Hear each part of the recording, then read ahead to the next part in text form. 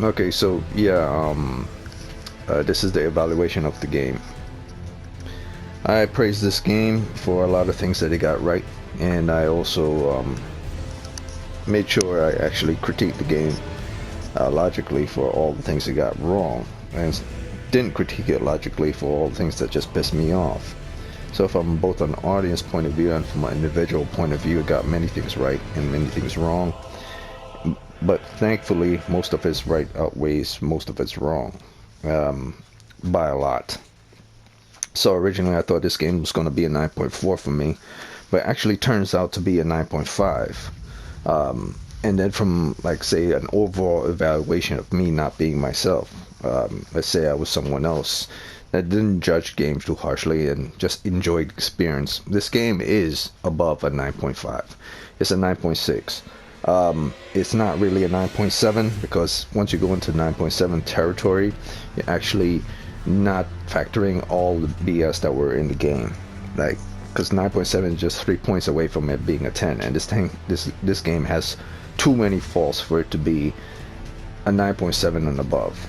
I mean, the pros that and the cons that I put together, they came out to be a total of, wrote it down here. Okay, so a total of 22 cons, and a total of 27 pros. Now, those 22 cons and 22 pros are actually 10 apiece. So for each one con is actually 10 faults that the game has. So that's basically 10 times 22. And the same goes for the pros. It's actually 10 times 27. So it does have more pros than it does have cons, but not by a lot, just by like 6 more points. So based on a weighted scale, you know, it obviously was going to be 9.6. If you're factoring from the middle ground when it comes to a scale, which is 5, then it goes to 0 and then it goes to 100, from positive scale and negative scale. So it goes up at least a good 6 points at least. So thankfully it would manage to get to 9.6. So I'm just going to point out the obvious ones of both pros and cons. So for the most obvious ones that pissed me the hell off, well, actually the most obvious one that made me feel good was the boss fights.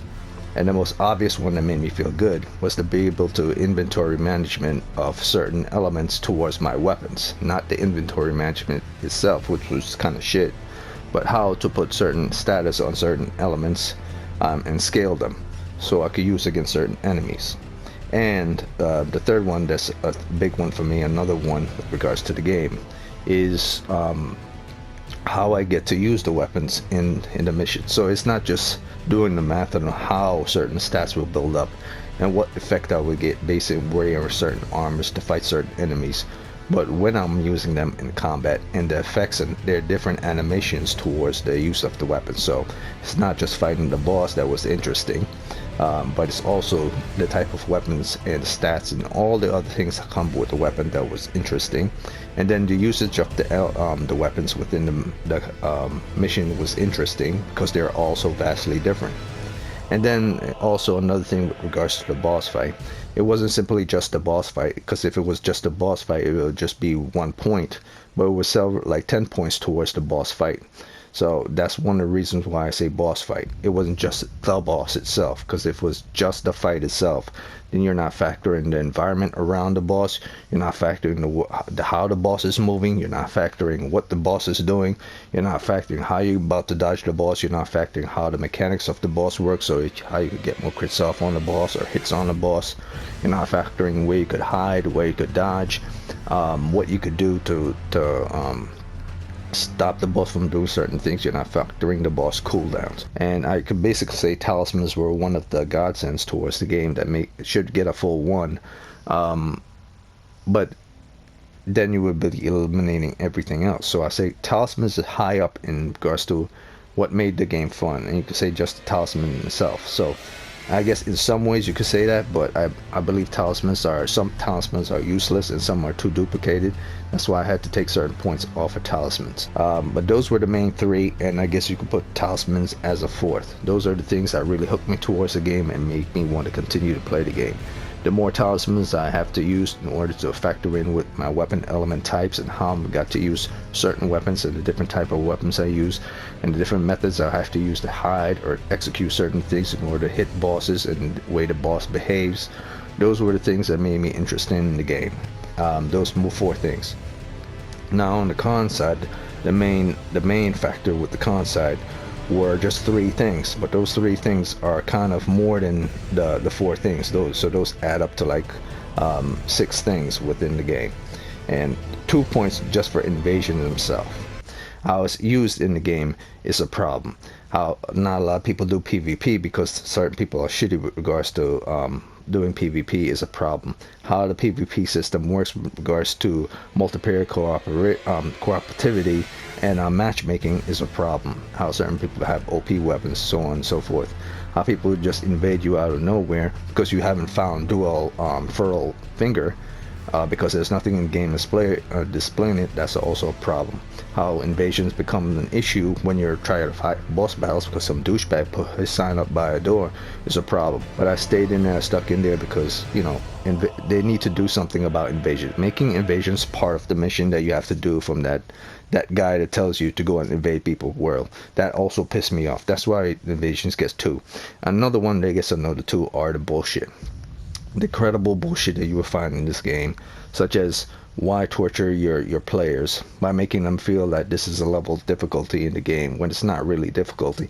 It's just you doing bullshit, and the player can see you when you're doing bullshit because sometimes you spawn in certain areas that you didn't intend to spawn in for reasons you don't know why.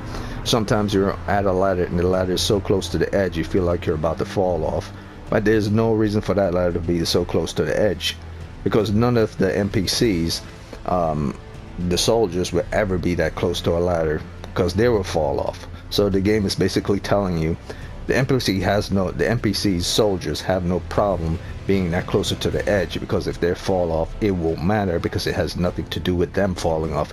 It has to do with you falling off. So that your suspense of believability goes straight out the window. Also has to do with falling. Sometimes you fall on certain things, like when I fall for the fingerprints seal. Once you get close to the item, all of a sudden the ground floor that kills you doesn't exist anymore, and you could pretty much go all the way to the top and fall all the way to the bottom, and you simply won't die just because you're close to the fingerprint shield.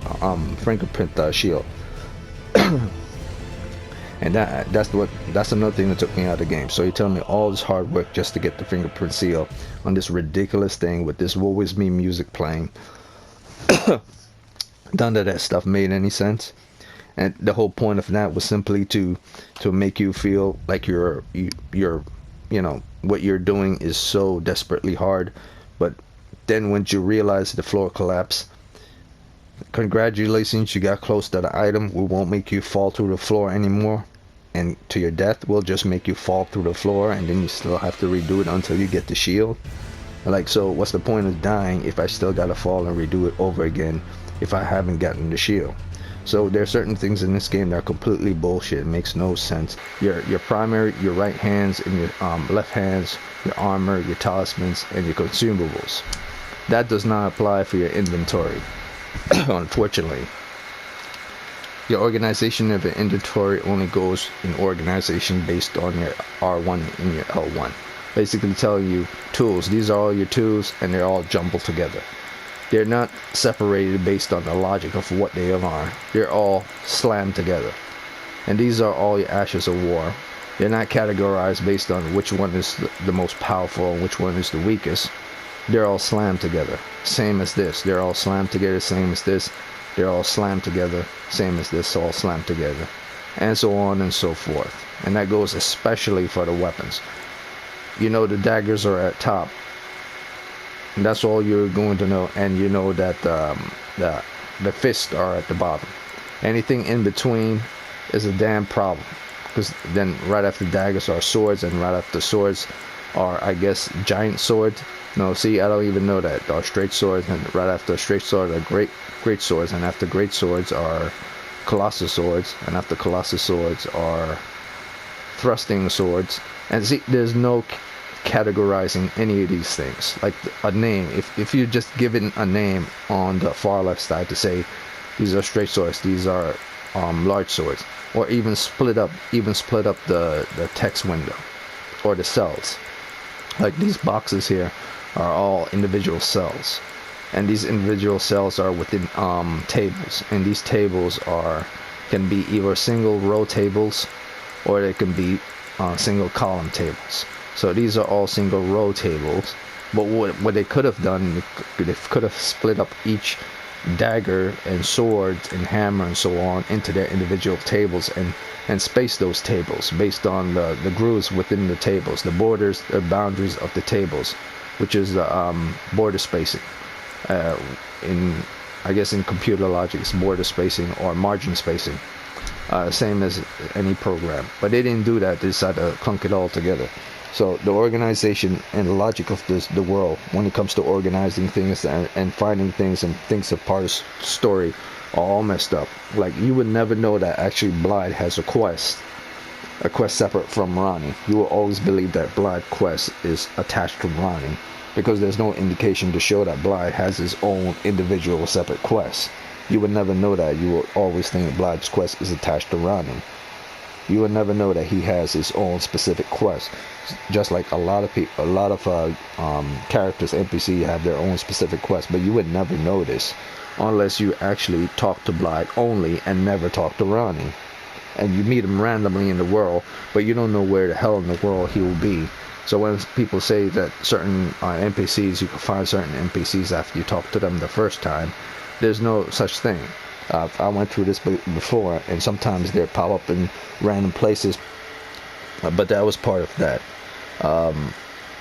That was part of the one I said before. So the other one is poor decision for lock-on. Oh yeah, that was the other main one that I wanted to put as a main 2, a full 2. So in all truth, I was right. I was right in knocking this game down to 9.4. The lock-on in and of itself is a damn criminal and a shame. Lock-on itself is a sin in this game, and it's been around for the longest. So I'm right about having my 9.4 to begin with. This game is a 9.6 as an overall, but I'm right for having my 9.4. And I'm gonna edit out this video and make sure it says 9.4 from me and 9.6 for overall. So I almost forgot the lock-on. The lock-on is the worst of the worst. I mean, it's really, really detrimental towards the game, especially when you're surrounded by enemies, and it does not make the game fun, especially when you're fighting giants, and especially when you're fighting crowds. If you're fighting giants, you want to lock onto the head, or you want to fight a giant dragon, you lock onto the giant dragon's head. You can't lock onto the dragon's head because it keeps locking onto the damn feet. Okay, the other one is no direction in inventory. With regards to the heading and subheading, but I already said that as well. What else? The brightness of the game is bad. Even though I turned the brightness of this game all the way up, I still feel like the brightness in this game is dark. So unless it's actually my monitor, I would say the brightness of this game is kind of dark. So that could be my monitor, but who knows? The map, I said before in the previous video, the map is kind of shitty. Even though it's showing all these locations of things I've discovered on this map, you can't tell based on contours which is up, which is down. You kind of tell it here. These are deep grooves right here, which is up and which is down. So if you drop off this, you know you're kind of falling. But for areas like this, you can't tell if this is a deep area right here, leading to the path on the road, or if whether this is a high hill or whether this is a low plain. So you're automatically going to assume that low plain means green areas attached to roads, and then rocks means high areas not attached to road, but that's not true. This rocky area here, if you run right through here, is just a short little hill that goes up and down here. So it's not like you're actually being falling to your death. It's just a small little height. And the same goes for certain areas, like specifically, I think it's Caled. And Caled, these are all flat areas right here, here, and here. But around here, I believe, around here, you run here, and go down here on your mount, and go around here. But once you get to here, it's like this is a fall somewhere. But you can't tell based on the topography of this thing, because everything is all over here, all over the place in this map. So you can kind of figure that everything is flat plane based on straight roads. But anything that veer offs like this could be like high roads. But there's no indication to show that it's actually high. It kind of looks like the same as this. It's just that this is more light in color and this is more darker in color. As the same as here. You can't tell that this is a fall off area from a cliff. But once again, you can't tell how high from this it is. It could be not that high. It could be something that Torrent did jump off to. You take a little bit of damage, but you'll still be alive. Or it could be someplace that is extremely high up. And you would never notice. So that's where I say the topography of the actual map is shit. Another thing about the map is that even though grace locations point to where you're supposed to go to, waypoint indicators are garbage. Because based on the color of the waypoint is a light blue tint, which means it's totally doesn't work with a light green. So it forces you to blindly see where it is, and you can't even tell the damn number based on the size of the number next to it. You just see it there. So if you're working on any type of monitor or any type of screen that's not a large screen TV, because I truly believe the people who made this map probably made it for individuals who are looking at a goddamn large screen TV, which means they were kind of incompetent in their minds when they did this whole map system. I really should take a full point away from this game for the stupid ass map system, but I'm not going to do that. So moving on. You can't actually find the name of persons once you play with regards to them, because NPCs don't actually have names until you find out their names based on them actually saying their names. So they don't have like a name above their head, and I'm pretty sure that we're going for realism with regards to that. Why would a character have a name over their head? Well, why would a character, based on his language that he's speaking when he's talking to you in the dialogue box, not say his name when he's giving dialogue, or have his name and then the dialogue pop up every time his name is saying? Why just say the word and not use the dialogue whatsoever? Unless I'm completely missing something, majority of them did show their names when we were having conversation with them. You just expected to know them. I don't know, man. I don't understand the logic of that. It's the same as having a login system. Why can't I log in and show what I previously did before, and I keep track of everything like a journal, like what I did before and what I still need to do? Is it that hard? The only thing that they made that's so different from this game is that it's open world. That's it. Without the open world aspect, it's still Dark Souls 3. Without the open world aspect, it's still residual elements of Bloodborne and Sekiro inside of it. The only thing that makes it different is now vastly open, an expansive area to explore. That's it. So now going from the cons, because there's still many. I'm going to the pros because I don't have no intention for this video to be too long. The main pros that I love with regards to this game is that, like I said before, it's a vast open world. 2, the model environments design were done very well. 3, customizations of armaments were done very well as the stats towards armaments. 4, hidden secret areas and dungeons were done well, for where they were hidden and how they were laid out, even though the actually setup of certain areas in the dungeons were duplicated, and if you didn't pay attention, you won't be able to see it. You would think, oh, this is an interesting dungeon. It doesn't look like anything that I haven't seen before. It's something new. But if you pay attention, it does look like something you haven't seen before. And that part falls onto the con side.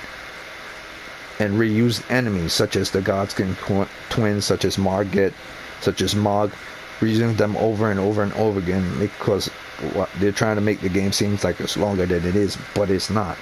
So yeah, those things have to factor. Those are on the con side, but this is now on the pro side. Also, large arms choices and outfits. Great arms choices, great outfits, great, great, very good.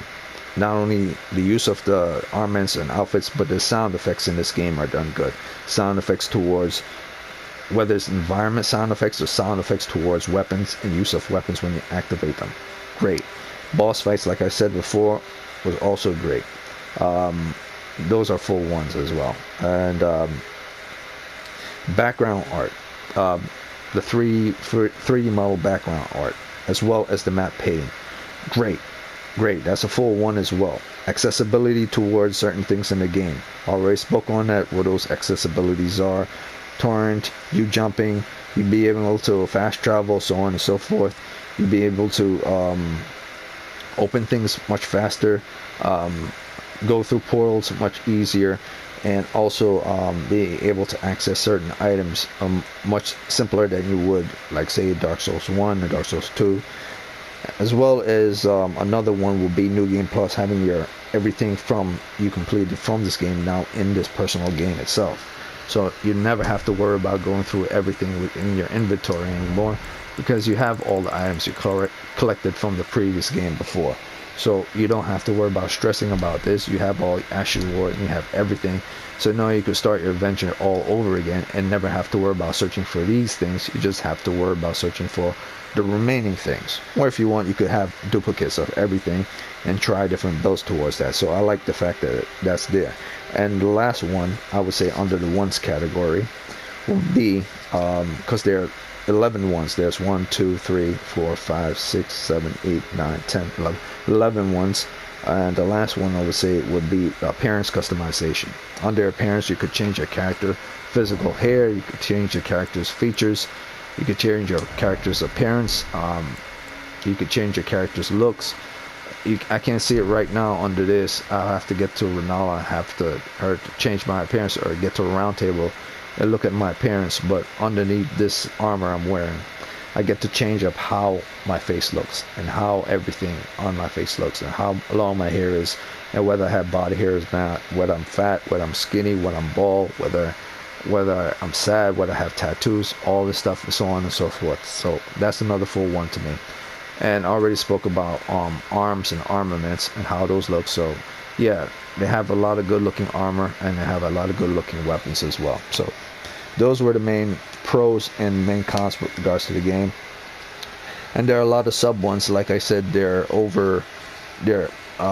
cons there were 22. So basically there are 220 cons with regards to this game that are very bad. And there are over 200, and I would say about 270, 276 pros in this game that are also very good. So the pros far outweigh, I wouldn't say too far, but slightly outweigh the cons. But not slight by, well, I would say like 60 pros is a good distance from cons. Yeah, I would say once you pass the 50%, that's a good distance from cons. So the pros far outweigh the cons, so it's good right now. So Elden Ring as a total game, as a whole, deserves to be an overall 9.6, I would say. If I'm not considering my own personal critique, it's a 9.6. But if I am considering my personal critique, I would say it's a 9.5 from a mechanical point of view. Like if you're talking prejudice and stuff, and you're going hard on your prejudice, it's a below average 9s. It will be in the low 9s. But if you're factoring in thinking logically, and you're thinking, if I'm going to get into a debate over this, and I'm going to get a lot of flack for this, where would I balance myself and keep myself in middle ground? And I would say between my personal dislike for the game and my personal love for the game, it would have to be in the middle ground. It would have to be from 9.4 to 9.6. It would be the 9.5.